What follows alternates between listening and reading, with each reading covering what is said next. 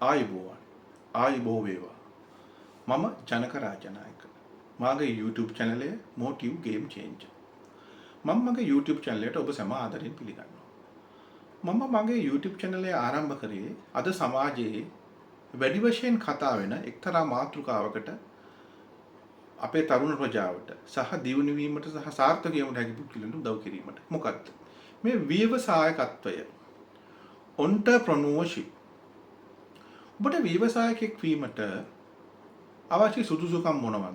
ඔබ ව්‍යවසායක වන්නේ කෙසේද කියන එක පිළිබඳව මට මාගේ දැනුම ඔබත් සමග බෙදා හදා ගැනීමට දැඩි ආශාවක් ඇති වුණා. එම නිසා තමයි මම YouTube channel එක පටන් ගත්තේ. මා රජයේ පිළිගත් ආයතනයක කළමනාකාරවරයෙක් විදිහට වැඩ කරන පුද්ගලෙක්. මා අවුරුදු 30ක පමණ ලංකාවේ සහ පිට රටවල් වල වැඩ කරලා විදේශයේ වැඩ කරලා අධ්‍යක්ෂ සම්භාරකයේ පුද්ගලෙක් හැටියට සහ මගේ අධ්‍යාපනය තුලින් මම ලබාගත් දේවල් සමාජයට දීමට මම සිතුවා. අපි පටන් ගමු. ඔබට අවශ්‍ය ධනවත් පුද්ගලයෙක් වීමටද සාර්ථක ව්‍යාපාරිකයෙක් වීමටද? What do you want to be rich or successful? ඔබට ධනවත් පුද්ගලයෙක් වීමට අවශ්‍ය නම් ඔබ කල යුත්තේ ධනෙ ඉපීමයි. ඒකට තියෙනවා හොඳ ක්‍රම සහ නරක ක්‍රම. හැබැයි ඔබ හොඳ ක්‍රමයකින් ධනෙ ඉපෙව්වත් නරක ක්‍රමයකින් ධනෙ ඉපෙව්වත් ඔබට ධනවතෙක් වෙන්න පුළුවන්. අපිට ඔබ ධනවතෙක් වෙන එක වළක්වන්නත් බෑ. එය සමාජයට බලපාන්නේ කෙසේදී කියන එක පිළිබඳව ගැටලු මතුවෙනවා සහ ඔබගේ හෘද සාක්ෂිය ගැන කියනවා. එතකොට මේ ධනවත් වීම සහ සාර්ථකත්වය අතර ඇති වෙනස මොකක්ද? ඔබ සාර්ථක පුද්ගලයෙක් වනවා නම් ඔබ ළඟ ගුණාංග පැවතිය යුතුයි. අපි ඉංග්‍රීසියෙන් කියනවා values. දැන් සෑම රජයේ ආයතන වලත් අපි value set එකක් කියලා. මේ ගුණාංග කාණ්ඩයක්. ඒ කට්ටිය තෝරාගත්ත ගුණාංග කාණ්ඩයක් සේවකයන් අතර ප්‍රවර්ධනය කරමින් productivity එක. එහෙම නැත්නම් ඵලදායීතාවය වැඩි කර ගැනීමට හැම වෙලේම උත්සාහ දරනවා. හරි. අපි පුද්ගලයෙක් තුල ඔබ සාර්ථක ව්‍යාපාරිකයෙක් වීමට අවශ්‍ය නම් ධනවත් පුද්ගලයෙක් වීම පිළිබඳව කතා කරලා වැඩක් නැහැ. ධනෙ උපයනවා කියන එකට ක්‍රම තියෙනවා. රහස් නැහැ, ක්‍රම තියෙනවා. මම කියන්නේ ධනවත් වීමේ සහ සාර්ථක වීමේ රහස් නෑ. මම දැකලා තියෙන බොහොම ආටිකල් තියෙනවා, පොත් තියෙනවා රහස් කිව්ව ගමන් අපිට තේරෙනවා අපි මේක හොයන්න ඕන රහසක් නෙගටිව්. එහෙම නෙවෙයි. ධනවත් වීමේ ක්‍රම තියෙනවා. පළවෙනි දේ ඔබ අභියෝග වලට බය නැති පුද්ගලයෙක් වෙන්න ඕන. අභියෝග වලට ඔබ නිර්භීතව මුහුණ දෙන්න පුද්ගලයෙක් වෙන්න ඕන. එහෙම කෙනෙකුට විතරයි හොඳ ව්‍යවසායකයෙක් වෙන්න පුළුවන්. නැත්නම් සාර්ථක පුද්ගලයෙක් අපි කියන වගේ entrepreneur කෙනෙක් වෙන්න පුළුවන්. හරි. අපි බලමු ධනවත් පුද්ගලයෙක් සහ සාර්ථක පුද්ගලයෙක් අතර වෙනස. මම කිව්වා ධනවත් පුද්ගලයා මුදල් උපයලා ධනවත් වෙනවා. සාර්ථක පුද්ගලයා මුදල් උපයන ගමන් සාර්ථක ව්‍යාපාරිකයා මුදල් උපයන ගමන් ඔහුගේ තිබෙන ගුණාංගත් සමාජයට දෙමින් ඔහුගේ ගුණාංග රැකගැනීමෙන් ඔහු চিරාත් කාලයක් බොහොම හොඳින් ගෞරවාන්විතව ජීවත් වෙනවා. අපි බලමු මොනවද මේ තිබිය යුතු ගුණාංග කියලා. මම කීපයක් ඔබට කියන්නම්. courage. මොකක්ද courage කියන්නේ?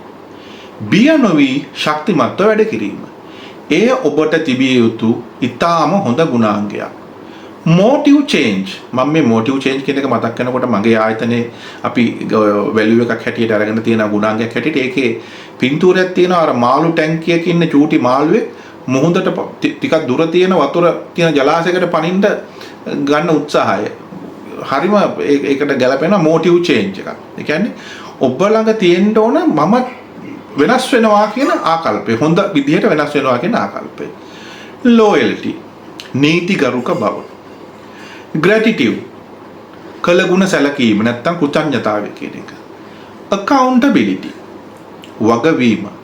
මොකක්ද මේ accountability හා responsibility අතර තියෙන වෙනස?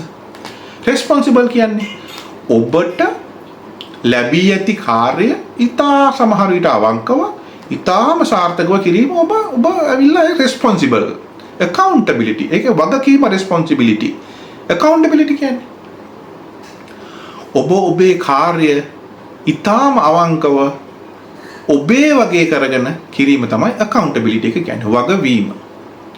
discipline. මොකක්ද මේ discipline කියන්නේ? ඔබගේ ක්‍රියාවන් සහ හැසිරීම් කියන්නේ ඔබගේ activities සහ behaviors පාලනය කරගෙන අනිත් අයට කරදරයක් නොවන විදිහට ඔබ ඔබේ ආයතනයේ හෝ ඔබේ ව්‍යාපාරය කරගෙන යාම. honesty අව්‍යාජ බව. අව්‍යාජ බව ඊටාම වැදගත් දෙයක්. අව්‍යාජ බව ඔබ තුළ තිබිය යුතුයි. assertiveness තවත් හොඳ ගුණාවය මොකද්ද?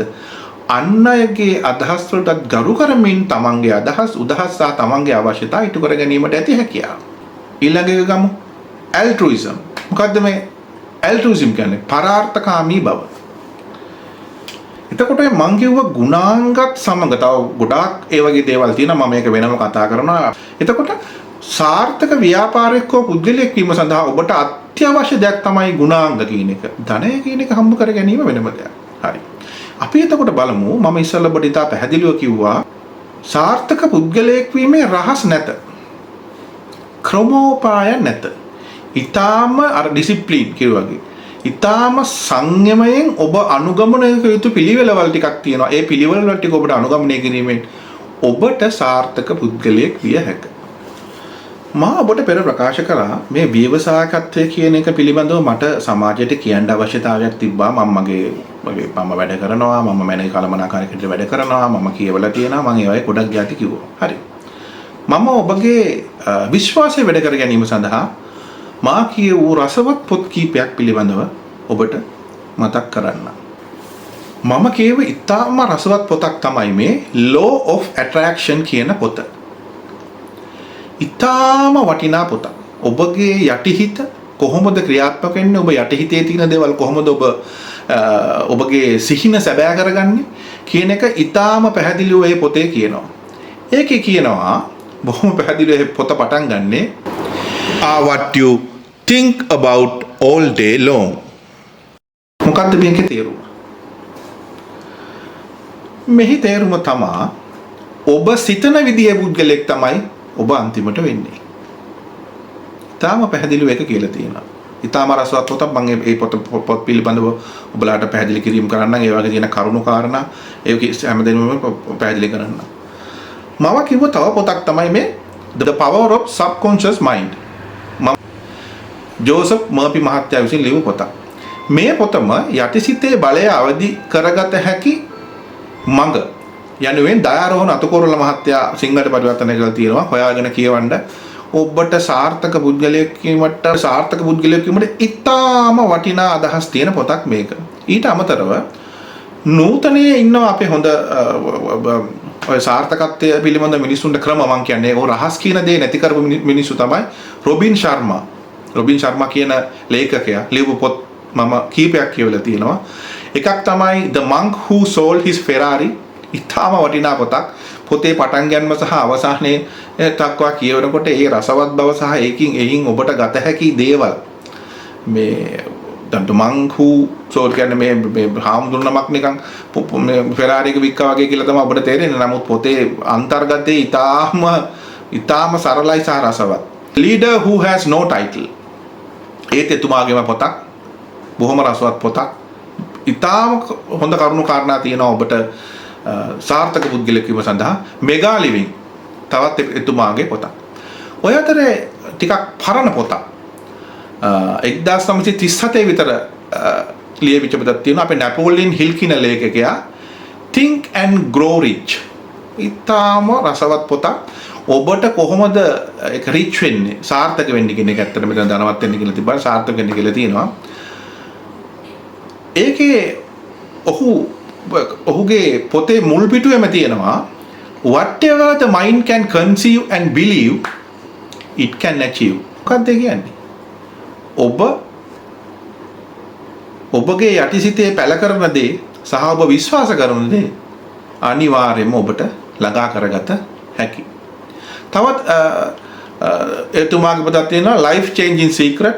ඒ පොතත් ඔබට පුළුවන් නම් කියවන්න. පරණ පොත් මම හොයාගෙන කියවනවා ඒවා. මොකද මට ආසාවක් තියෙනවා මේක ගැන සහ සාර්ථක වීම සහ මම දැන් සාර්ථක පුද්ගලයෙක් බිහි කිරීම සහ මට සාර්ථක වීමට. ඉතින් පොත් කියව පමණින්ම සාර්ථක පුද්ගලයෙක් වෙන්න බෑ. අපි එහි අන්තර්ගතයත් එක්ක ගැටිලා මේවා කරන්න ඕන. ඊට අමතරව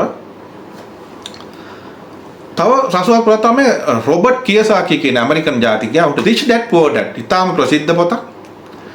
ඔබට කියවන්න පුළුවන් නම් ඒ පොතේ තියෙනවා ඔබට සාර්ථක පුද්ගලයෙක් වීමට අවශ්‍ය දේවල්. ඔය අතර ඉන්නවා ටිකක් අමුතු විදිහේ පොත් ලියන පුද්ගලයෙක් ඔන්ටර්ප්‍රනර් කෙනෙක්, ව්‍යවසායකයෙක්, බිලියනර් කෙනෙක් කවුද? රිචඩ් බ්‍රැන්සන්. ඔබ සමහරවිට දන්නවා ඇති. Virgin Airlines ඔය වගේ Virgin කියන බ්‍රෑන්ඩ් එක යටතේ තියෙනවා ගොඩක් ජාති. රිචඩ් බ්‍රැන්සන් කියන පුද්ගලයා. ඔහු ලියලා තියෙනවා ඉතාම වටිනා පොත්. The Virgin Way. එක පොතක්. Losing My Virginity කියන පොත මට හිතා ගන්න බෑ එතුමා අර වායු බැලූනයකින් ගමන් කරනවා ඒ තියෙන්නේ ඉතින් අර මෙච්චර මුදලක් තියෙන මිනිස්සෙක් ඒ වගේ අභියෝගයක් අරගෙන එහෙම දේවල් කරන්නේ කියලා. ඔහු ටිකක් අර ක්‍රේසි වගේ නිකන් පිස්සු වැඩ කරන જાතියේ මිනිස්සෙක්. හැබැයි ඉතින් ව්‍යාපාර ලෝකේ දැවැන්තෙක්. ඔහුගේ සාර්ථකත්වයටත් ඔහුම හදාගත්ත මිමි සහ යම් දේවල් තියෙන ඔහු සාර්ථකද. ඒක තමයි විය යුත්තේ. ඔබ මම තාම පොතක් ගැන කියනකොට පොඩි තව කතන්දරයක් කියන්න. මේ ඉතින් එහෙම තමයි ඔබ ඉස්සරහට යන්න ඕනන්නේ. එතකොට තවත් එතුමාගේ පොතක් තියෙනවා Screw It, Let's Do It. ඉතින් මම ওই පොත කියවද්දි මතක් වෙනවා එක්තරා කාරණයක් එතුමාගේ ඔය මොකක් හරි කර්මාන්තශාලාවක මැෂින් එකක් කැඩිලා ඉංජිනේරුවරු රෑ දවල් නැතුව ඕක උදේ පටන් ගත්ත එක රාත් වෙලා අනිත් දවස් උදේ වෙනකමුත් ඒක හොයාගන්න බැරි ඉන්නකොට රිචඩ් බ්‍රැන්සන් ඇවිල්ලා ගිටාර එකක් හොයන්න ඇවිල්ලා අපි ඔක්කොම සින්දුවක් කියමු කියලා සින්දුවක් කිව්වා. සින්දුවක් කියලා ඉවරලා පස්සේ මේ මිනිස්සයා මේ අර ඉංජිනේර්ස් ටික ගොල්ලෝ ඔක පොඩ්ඩක් හොයලා බලන්න ඉල්ල ඉතින් ලෙඩේ හොයාගත්තා. ඉතින් ඒවා අපි ඇත්තට තර්ක කර යුතු දෙනවා. ඒක තමයි ඒ මිනිසුන්ගේ ඒ ගුණාංග. ඔය අතරේ ජේම්ස් E. කොලින්ස් කියන මහත්තයා ලියපු පොතක් තියෙනවා Good to Great. Good to Great කියන පොතේ ගොඩාක් ಜಾති කියනවා කොහොමද ඔබ හොඳින් ඉතා හොඳ වෙන්නේ කියන එක පිළිබඳව සාර්ථක වෙන්නේ කොහොමද කියන එක පිළිබඳව තමයි ඒකෙත් තියෙන්නේ. තව හොඳ පොතක් තමයි මේ ශිව් khera කියන මහත්තයා ලිව්ව You Can Win. ඒ ඔහුගේ පොත පටන් ගන්නේ Winners don't do different things. They do things differently. බලන්න හරිම ලස්සනට ඔහු සරලව කියලා තියෙනවා නේද? ජයග්‍රාහකයා මේ අමුතු දේවල් කරන්නේ නැහැ. ඔහු කරන දේ අමුතු විදිහට කරනවා. ඒක තමයි ඔබ ජයග්‍රහණය. ඔබ මේ සමාජයේ හැමෝම කරන දේ කරනවා නම් උදාහරණයක් හැටියට නෙවෙයි. මොකද්ද අපේ පරම සත්‍ය අපි හැමෝටම තියෙන්නේ පැය 24යි. හැබැයි අපිට තියෙන අවයවමයි අනිත් මිනිසුන්ට තියෙන්නේ කොහොමද එක කොටසක් විතරක් සාර්ථක පුද්ගලයෝ වෙලා එක කොටසක් විතරක් අසාර්ථක පුද්ගලයෝ වෙන්නේ. ඔවුන්ගේ හිතීම, ඔවුන් අත්හදා බැලීම, ඔව් චැලෙන්ජ් එකක් ගැනීම, ඒ කියන්නේ අභියෝගයක් ගැනීම ඔය වගේ දේවල් වලින් තමයි. එතකොට මම මේ ඔයගොල්ලන්ට පොත් ගැන මම මේ ඉන්නේ මම යම්කිසි දෙයක් ලබාගෙන තමයි මේ දේ කියන විශ්වාසය ඇති කරන්නේ. ඔය අතරේ මට හම්බ වෙනවා තව පරණ පොත් වගේක්. එක පොතක් තියෙනවා 1954 වෙත ලියුවා How to Live 365 Days per Year. John A. ෂින්ඩර් කියලා මහත්තයෙක් ලියලා තියෙන්නේ. මේ පොතේ ඊටාම හොඳට කියලා තියෙනවා මේ මානසිකව අපි වැටිච්චහම අපිට මොනවද වෙන්නේ? සමහර ලෙඩ රෝග වලට අපිට තියෙන සමහර ඊට උණ මේකට හේතුව ඔයාලගේ තියෙන මේ ඒකට කියන්නේ emotionally induced illnesses කියන එක. emotionally තමයි මේ illnesses ඔයාලට දෙන්නේ. අපි දොස්තර මහත්තයා ළඟට යන්නේ උනට. නමුත් අපි වෙලා තියෙන්නේ අපි අසාර්ථක වුණා, මට මෙහෙම වුණා, මම මෙහෙම කඩා වැටුණා කියන හිතේ හිටපුවාම හැදෙන ලෙඩ තමයි තියෙන්නේ. ඉතින් එහෙම නැතුව ඔබ දවස් 365ක් ඒ කියන්නේ මුළු ජීවිත කාලෙම මේ පොතේ සාර්ථකත්වයට කියන්නේ ඔය කියන්නේ ඔබ කොහොමද දවස් 365ක් අවුරුද්දට ජීවත් වෙන්න කියන්නේ හැම අවුරුද්දලම මෙහෙමයි නේද 366ක් තියෙන දවසුත් තියෙනවා. ඒ වගේ තරක මෙතෙන්ද ගේන්න ඕනේ නැහැ. කොහොමද ඔබ ජීවත් වෙන්නේ කියන එක. ඉතින් හරිම වටිනා පොතක්. ඒ පොතෙමුත් ඔබට අදහස් ගන්න පුළුවන්. ඔයිට අමතරව තව තියෙනවා මම කියපු පොතක් තමයි The Gospel of Wealth. Andrew කානගී කියලා පුද්ගලයෙක් මේ Gospel of Wealth ලියපු ඇන්ඩ්‍රු කානගී කියන්නේ යුනිවර්සිටිස් රිසර්ච් සෙන්ටර්ස් වගේ ඒවා ඇමරිකාවේ ගොඩක් හදපු මිනිහෙක් 1800 ගණන් වල හිටපු පුද්ගලයෙක්. ඔහුගේ පොතෙන් මේ කෝපරේට් ඒ කියන්නේ අපි කියන්නේ CSR Corporate Social Responsibilities කියන එක සමාජයට හඳුන්වලා දුන්න පුද්ගලයා හැටියට මම පිළිගන්නේ ඇන්ඩ්‍රු කානගී. මොකද මිනිස්සුන්ට ධනෙ තිබ්බා. ඒ මිනිස්සු ඒ වගේ මිනිස්සු තලාපෙලා වැඩ ගත්තා. ඔය කියන කාලේ මේ ඇන්ඩ්‍රු කානගී කියන පුද්ගලයා තමයි මේක මේ මෙහෙම නෙවෙයි කියලා මේ සමාජ වගකීමකුත් අපිට තියෙනවා කියලා පෙන්නලා වැඩ කරන මිනිහ. ඔය අතරේ මට තව ලස්සන පොතක් හම්බ වෙනවා. ක්‍රිස්තෝෆර් 5 වෙනි සියවසේ චීනයේ ලියුව පොතක්. The Art of War. සංසු කියලා තමයි ඒකේ කතුරු කරන්නේ. ඔය කතුරු මං දන්නේ හැටියට හරියට නෑ. ඒකේ මේ යුද්ධයක් ඒ කියන්නේ අර ස්ට්‍රැටජික් තින්කින් ඒ කියන්නේ ක්‍රමෝපායශීලීව සිටීම කියන එක ඒකේ හරි අපූර්වට කියලා තියෙනවා. බොහොම හොඳ පොතක්. ඉතින් අපි මේ වැඩසටහන ඉදිරියට කරගෙන යමු. මම අද පොඩි පැහැදිලි කිරීමක් විතරයි මේ කරේ. තව ගොඩක් ಜಾති කියන්න තියෙනවා. ඔබට අනිවාර්යෙන්ම ඔබට සාර්ථක පුද්ගලයෙක් වීමට මම මඟ පෙන්වනවා. මගේ YouTube channel එක Motive Game Changer subscribe කරලා තියාගන්න. අපි ඊළඟ වැඩසටහනේදී හම්බෙමු. මොනවද ඔබ කළ යුත්තේ සාර්ථක පුද්ගලයෙක් වීම සඳහා? ආයුබෝවන්.